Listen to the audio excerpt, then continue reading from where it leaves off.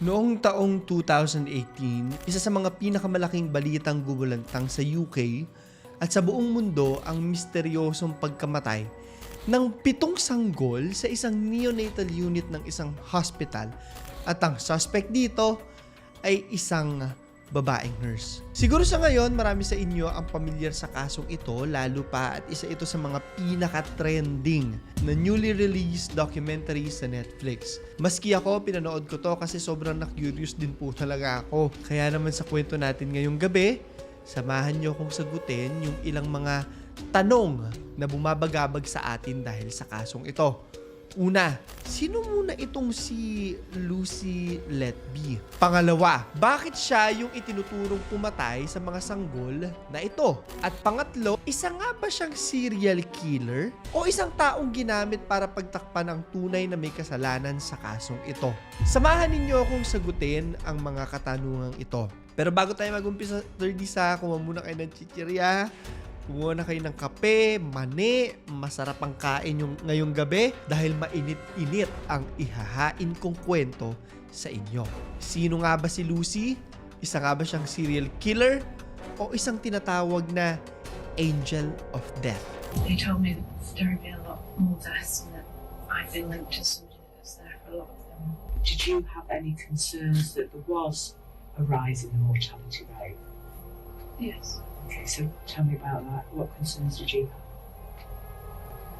I think we'd all just noticed as a team in general, the nurse and staff, that this was a rise compared to previous years. I don't deserve to live, she writes. I killed them on purpose because I'm not good enough to care for them. I'm a horrible, evil person. Then, in capital letters, she writes, I am evil. I did this. Isa sa mga pangalang gumulantang sa mundo noong 2018 ay ang pangalan ni Lucy.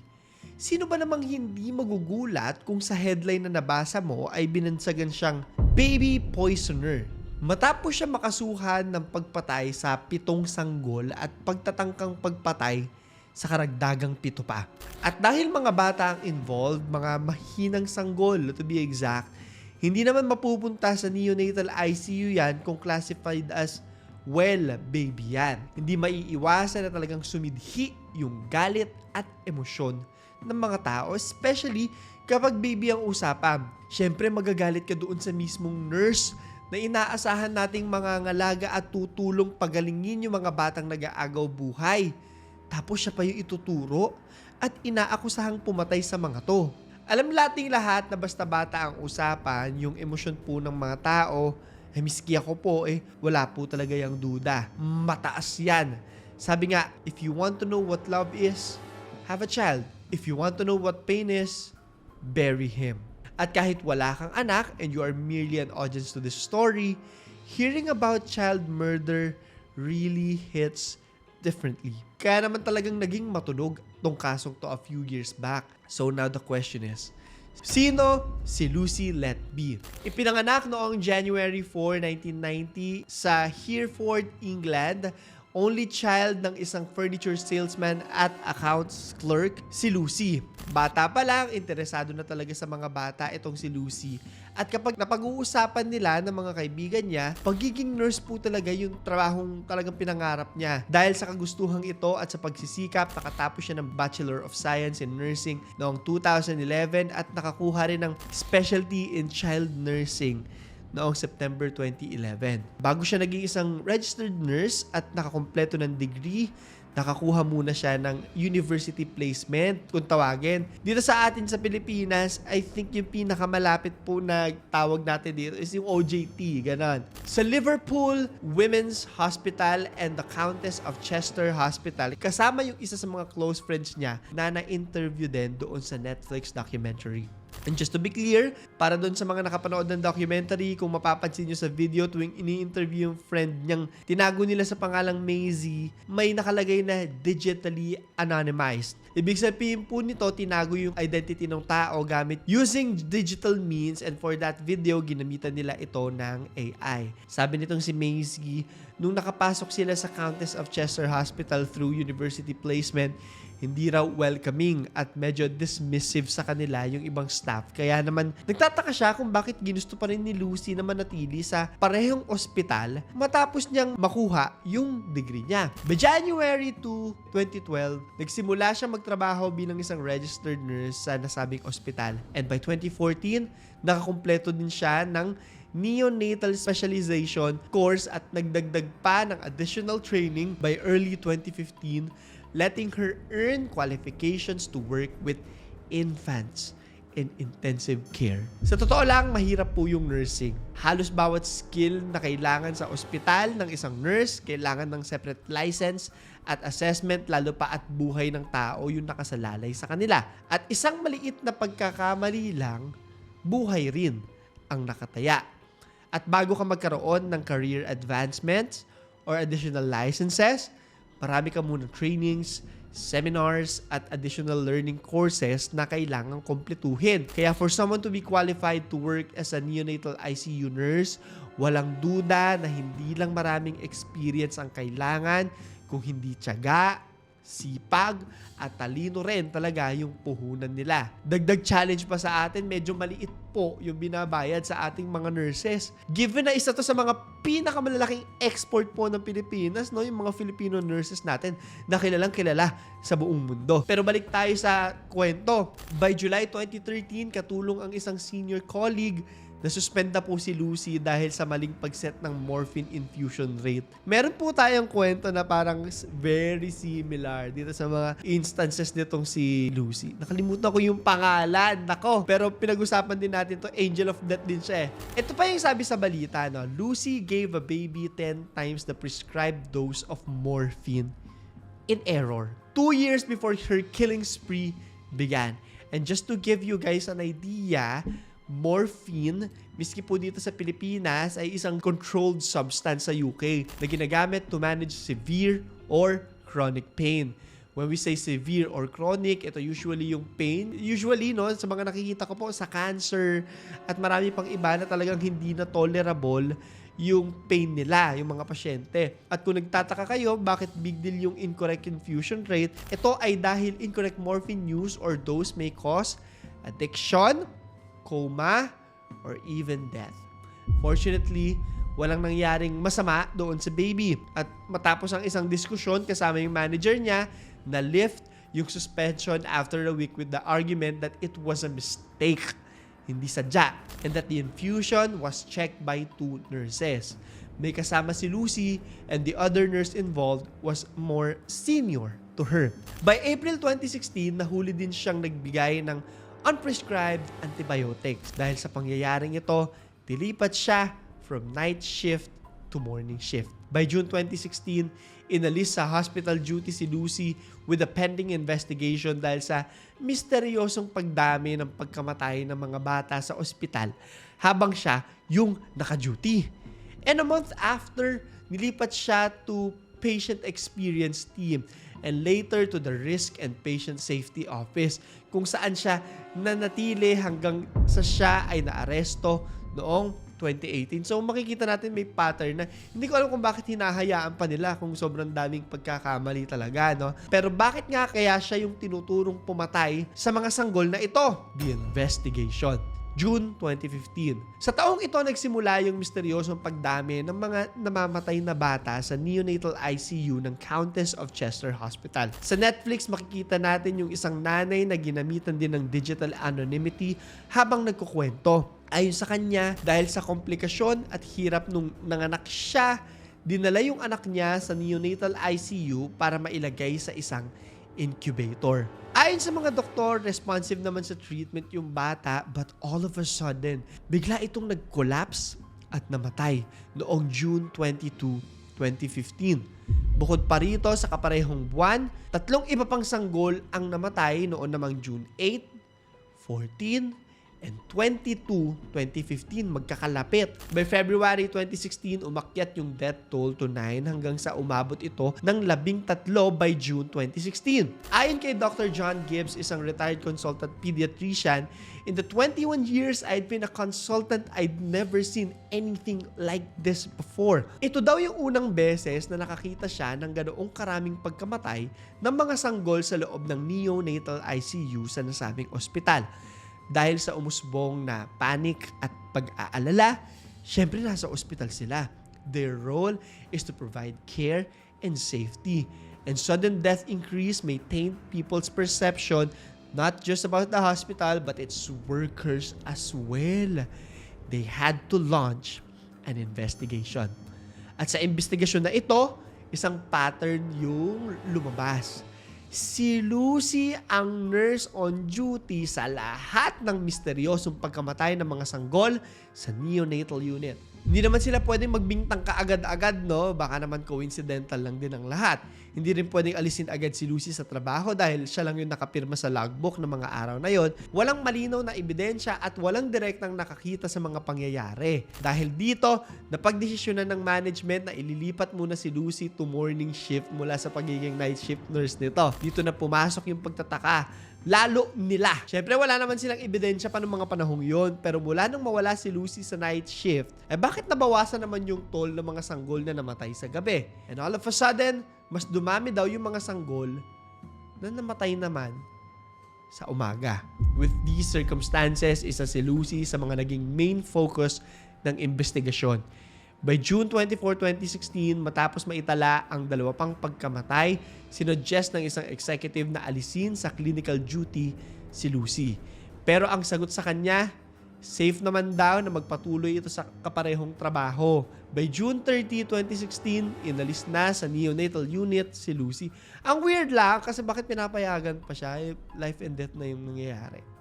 Oo, nagagalit ako. By September 2016, isang review ang isinagawa ng Royal College of Pediatrics and Child Health. Isang professional body for pediatricians sa UK at ayon sa report nila, they found no definitive explanation for the increased mortality rate but identified inadequate staffing, kulang sa tao, and senior cover. It described concerns about Lucy as subjective daw, baka pinagbibintangan lang at not supported by evidence. So yun din yung mga, nasagot din yung tanong ko, no, bakit hindi tinatanggal. By July 3, 2018, inaresto na si Lucy. Sa bahay niya, nakahanap ng mga concerning materials yung mga pulis katulad na lamang ng box ng confidential handover sheets o parang endorsement sheets at iba pang mga dokumento patungkol sa mga sanggol. So bakit may ganyan sa bahay mo? Umabot sa 250 na mga papel yung mga nakuha nila at ito ay naka-arrange ng chronological order sa oras, base sa oras o kung kailan nangyari. Nung tanungin siya kung bakit nasa kanya yung mga dokumentong yon, sabi niya, nauwi ko lang po, aksidente lang po, hindi ko po sadya yan. Nakapagpiyansa naman siya pagkatapos nito pero pagdating ng October 10, 2022, muli siyang inaresto sa pangatlong pagkakataon at 24 hours later, sinampahan siya ng kasong 8 counts of murder and 10 counts of attempted murder. Pagdating ng October 22, 2022, nag-umpisa yung kanyang trial. Yung prosecution nagbigay ng iba't ibang paraan kung paano daw ginawa ni Lucy ang pagpatay at tangkang pagpatay sa mga bata. Narin na yung tinatanggalan niya raw ng airway tubes, ino-overfeed niya raw yung mga sanggol hanggang sa ma-inflate yung kanilang mga sikmura. Di ba bawal na yung mga bata, di ba? Na maaaring mag-cause ng hirap sa paghinga. Ayon din sa prosecution, paiba-iba raw yung paraan ng pagpatay ni Lucy at creative daw ito sa pag-iisip ng paraan upang siguraduhin na walang makakatunog sa mga ginagawa niya. Balikan natin yung isang batang nabanggit ko sa inyo kanina, no? Sa Netflix documentary na tinago nila sa pangalang Zoe. Ayon sa mga report, meron daw nakitang strange skin discoloration sa sanggol na hindi pa nakikita ng mga doktor nila noon. May nakita ring air embolism o may hangin na nakita doon sa ugat ng bata. At ayon sa isa sa mga doktor na nag-examine dito, ang air embolism na ito ay nakuha sa deliberate, no? O sadyang pag-inject ng hangin sa ugat ni Zoe. Ay nako, ito yung rason kung bakit kung napapansin nyo, inaalis ng mga nurses yung hangin sa syringe bago mag-inject. Dumagdag din sa pagdududa nila yung nakitang messages ni Lucy sa mga katrabaho patungkol sa pagkamatay ng mga bata at ang paghahanap niya sa magulang ng mga sanggol sa Facebook. Yung dalawa sa mga batang ibinibintang na napinsala ni Lucy ay nakitaan ng insulin na hindi naman kailangan ng mga ito. Bagay na sobrang delikado lalo sa mga sanggol kung hindi naman talaga nila kailangan. Sa bahay ni Lucy, nakakita rin sila ng mga post-it notes na naglalaman ng mga random scribbles. Ito na ha, gaya ng I killed them, I am evil, and I did this. Mga ebidensya na kung tutuusin is very circumstantial. Siguro dahil the scribbles doesn't really give a guaranteed admission to the said cases, but at the same time, also very overwhelming. At sabi nga ni Simon Blackwell, no, yung detective superintendent ng Cheshire Police, objectively, it couldn't have been anyone else. Siya lang talaga yung paghihinalaan nila. By August 18, 2023, nilabas na yung verdict. Lucy was found guilty of murdering 7 babies and attempting to murder 7 more. At ang sentensya po sa kanya ay life imprisonment. Mabubulok na siya sa bilangguan. Kaya by 2023, with the overwhelming but mostly circumstantial evidences, galing na rin mismo sa statements ng mga nag-iimbestiga na kumbinse ang buong mundo na si Lucy ay isang walang awang serial killer na pumapatay ng mga inosenteng sanggol. So nakulong na siya, walang pag-amin na nangyari, walang direct witnesses na nakita sa pagpatay pero nasentensyahan na si Lucy. Pero bakit all of a sudden naging matunog na naman yung pangalan niya dahil may mga taong naniniwala raw na hindi siya yung salarin? Teka, ano nangyayari? Anong kinukwento ni Claro? Nagpapausap pa tayo sa kwento natin tonight? So pupunta na tayo sa pangatlo nating tanong. Isa nga ba siyang serial killer o isang taong ginamit para pagtakpan ang tunay na may kasalanan sa kasong ito? Throughout the trial, walang motive na na-establish sa korte. And although wala, hindi naman kinakailangan ng motibo para makonvict siya. Base sa argument ng prosecution, iba't ibang posibleng explanasyon yung inasuggest nila, kagaya na lang doon ng boredom, thrill-seeking, ayan, common yan sa channel natin eh, and playing God, nagjo-Diyos-Diyosan. But then, unless may pag-amin na nangyari, these suggestions can still be considered as subjective. Inilabas din nila yung anggulo na posible daw na nagkaroon ng emotional attachment si Lucy sa isang married doctor na may involvement sa ilan sa mga kaso at ang basihan nila dito ay yung mga nakitang text messages at note na nakita sa bahay niya kagaya ng I trusted you with everything and loved you. You were my best friend and please help me. Isang akusasyon na agad namang dininay ni Lucy. Wala daw silang naging relasyon. Ayon naman kay David Wilson, isang emeritus professor of criminology noong 2023, maaari daw na may hero complex itong si Lucy. Pero ano nga ba yung hero complex? Sabi po sa Google, a psychological phenomenon where an individual feels an excessive, often unconscious need to save, fix, or rescue others to feel validated, important, or recognized. While stemming from a desire to help, it often leads to burnout, strained relationships, and creating dependency or unnecessary crisis. By 2024, naglabasan yung mga taong kumukwestiyon sa paraan ng prosecution sa paggamit ng mga data at ebidensya. Marami nagsasabi na mas nag-rely daw yung prosecution sa reasoning imbis na sa direct evidences. Kaya naman kahit walang direktang ebidensya na magtuturo kay Lucy, na convict pa rin ito mostly due to circumstantial evidences. By May 2024, naglabas ng article ang The New Yorker kung saan kinu-question yung conviction kay Lucy. Na-highlight sa article yung ilang problema sa mismong neonatal unit ng ospital, kagaya na nga lang ng nabanggit kong kanina na chronic staffing shortages, kulang yung tao doon sa neonatal unit. Idinagdag pa na yung mga staff daw ay overtaxed. At isang specialist na nasama dito yung mga hygiene concerns. Gaya ng inquest finding ng pagkamatay ng isang sanggol noong 2014 after a breathing tube was inserted incorrectly. Mga drainage problems na nagresulta ng blocked pipes at occasional sewage backflow in sink. So baka sinisisi lang si Lucy. May ganong angle. Ayon sa article na ito, maaaring hindi si Lucy yung dahilan ng mga pagkamatay kung hindi yung mismong ospital. Idagdag pa na since si Lucy yung pinaka-qualified na nurse nila, siya rin daw yung laging pinagbibigyan ng pinakamahinang sanggol o siguro yung pinakakomplikadong cases. Sabi pa nga ng defense lawyer niya na si Mark McDonald, it would be odd if she wasn't there when something went wrong.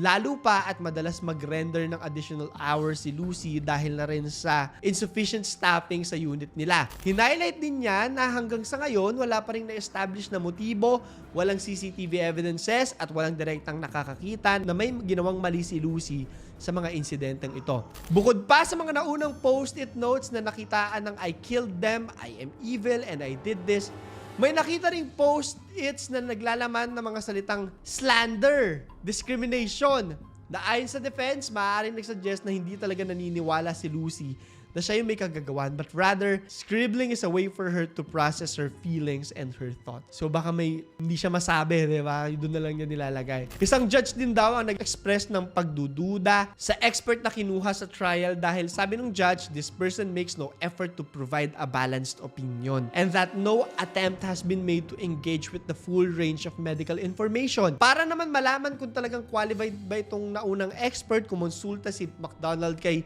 Professor Shu Lee, original author ng findings on air embolism na ginamit ng expert sa naunang trial para makonvict si Lucy. Sabi ni Professor Shu Lee, if my paper was misinterpreted, we have a big problem on our hands. They did not describe the kind of skin discoloration that was diagnostic of embolism. What they had described was skin discoloration due to hypoxia or lack of oxygen. This means that the conviction was potentially wrong. Mula nang mapag-aralan yung kaso, naging desidido si Professor Shu Lee na malaman yung katotohanan.